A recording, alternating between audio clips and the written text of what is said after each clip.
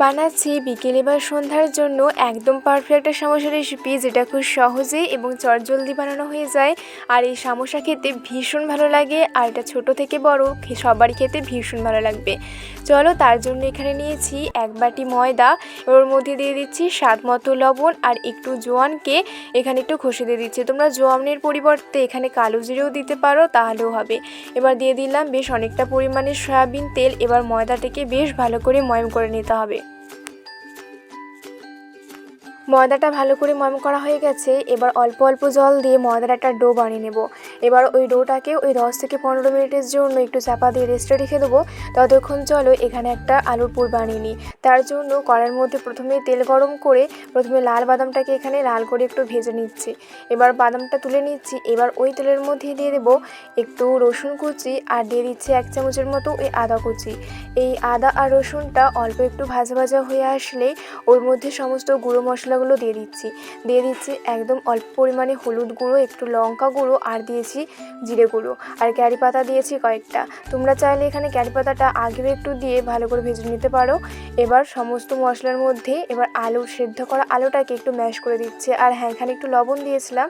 এরপর সমস্ত মশলার মধ্যে আলুটাকে বেশ ভালো করে মিক্সড করে নিচ্ছি। এখানে মশলার মধ্যে আলুটাকে ভালো করে নেড়ে চেড়ে নিয়েছি। এবার এর মধ্যে দিয়ে দিচ্ছি সেদ্ধ ছোলাটাকে একটু লবণ দিয়ে সেদ্ধ করে নিয়েছিলাম, আর ভেজে রাখা বাদামটা দিয়ে আলুর সাথে ভালো করে মিশিয়ে নিলেই এখানে আলুর পুরটা একদম তৈরি হয়ে গেল।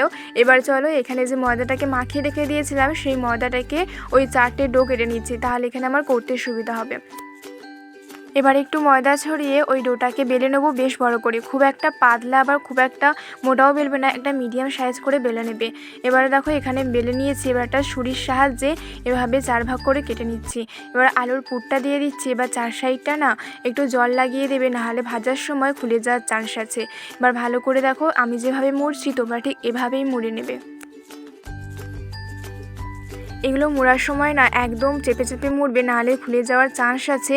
আর অবশ্যই কিন্তু একটু জল লাগিয়ে নেবে, তাহলে কিন্তু একদম ভালো হয়।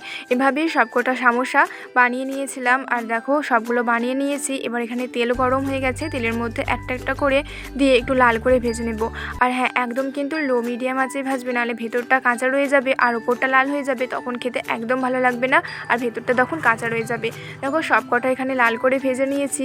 এবার তেল ঝরিয়ে নামিয়ে নিচ্ছি। এভাবেই সবগুলো সমোসা ভেজে নিচ্ছি। আর এটা সত্যি বলছি খেতে ভীষণ ভালো লাগে। তোমরা অবশ্যই একবার বাড়িতে বানিয়ে দেখো। বিকেলে বা সন্ধ্যায় চায়ের সাথে যদি এরকম একটা সমোসা রেসিপি থাকে, তাহলে চায়ের আড্ডাটা বেশ জমে যায়। আশা করছি আজকের এই সমোসা রেসিপিটা সবার কাছে ভালো লাগবে।